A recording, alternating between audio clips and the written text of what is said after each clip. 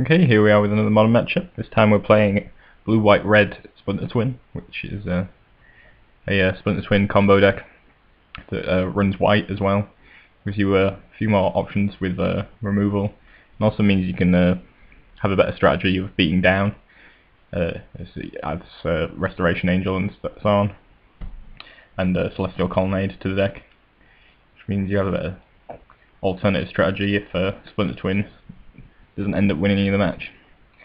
So this time we're playing against a mono red deck, or a red black deck probably, more likely, but red deck wins either way.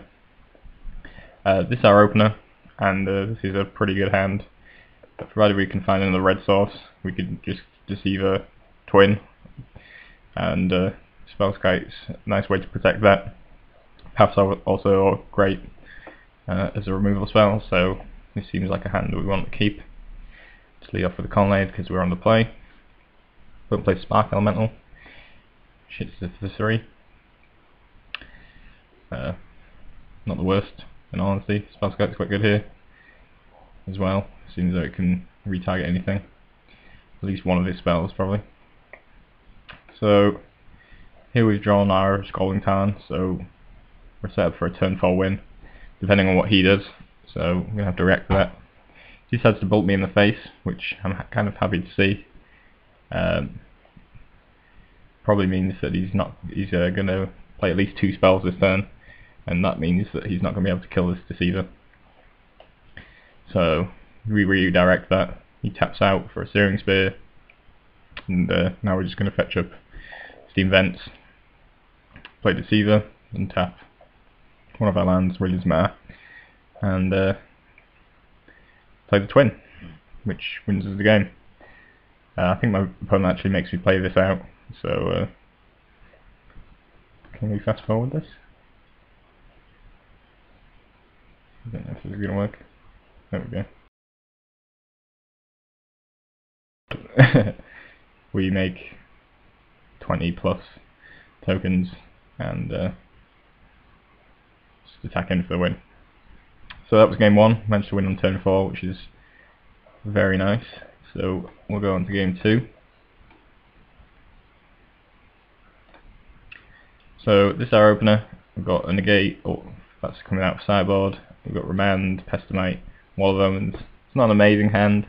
Also 2 Colonnades means that these lands are going to come into play tapped. So not ideal, but I think we can run with this.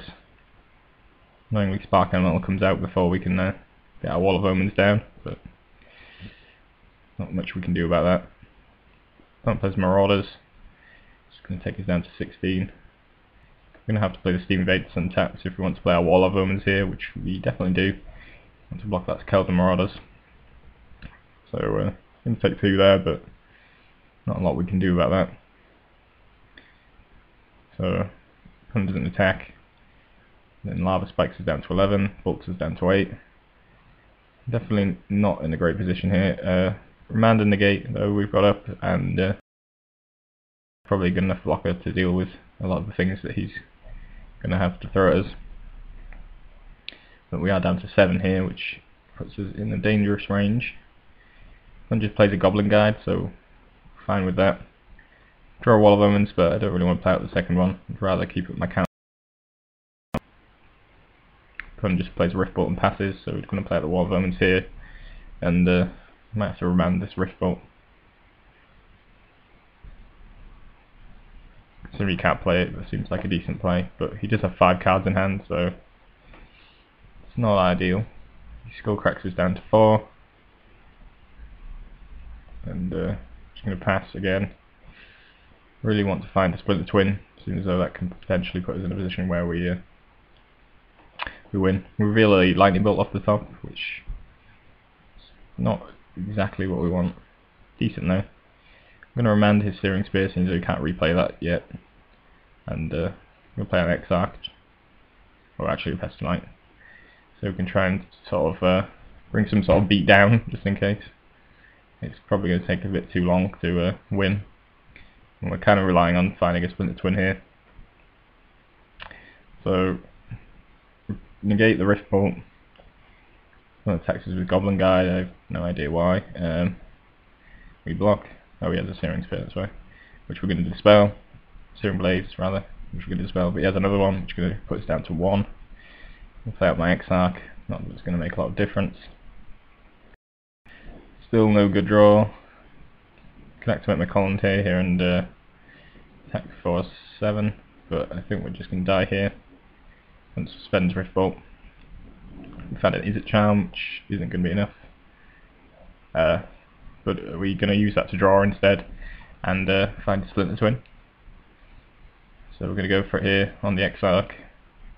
Unfortunately, our opponent is slow rolling the Skull Crack, which beat us. So we could have won there actually, thanks to Izzet Charm finding us Splinter Twin, but we were being slow rolled, unfortunately, and that means that we end up losing that one. Pretty close though. If we'd had one more counter spell, we could have actually beaten him. So on to game 3. Nope.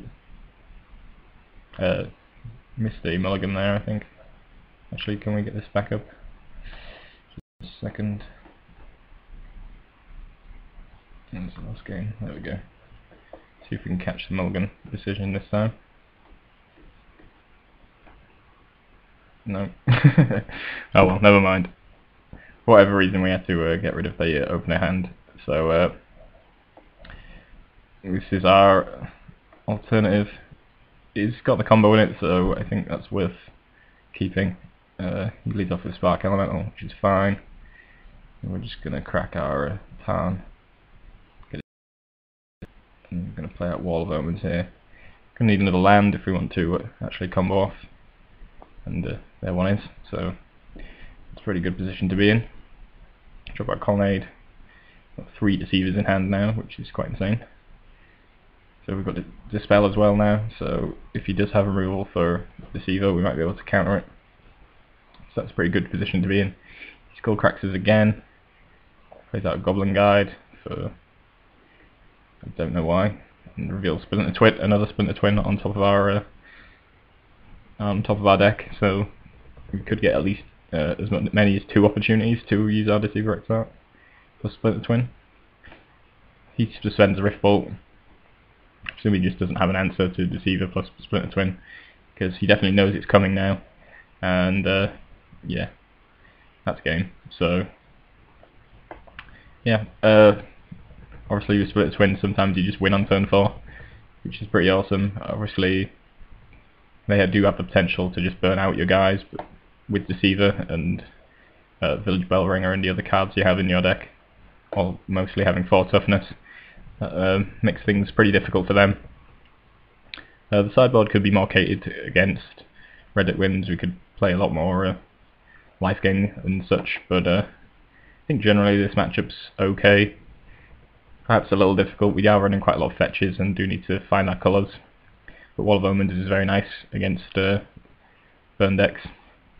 And the fact that you can just combo on as early as turn 4 is pretty sweet.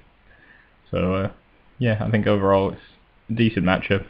You do have to be careful with your life total, but otherwise I think we're in a decent position against it.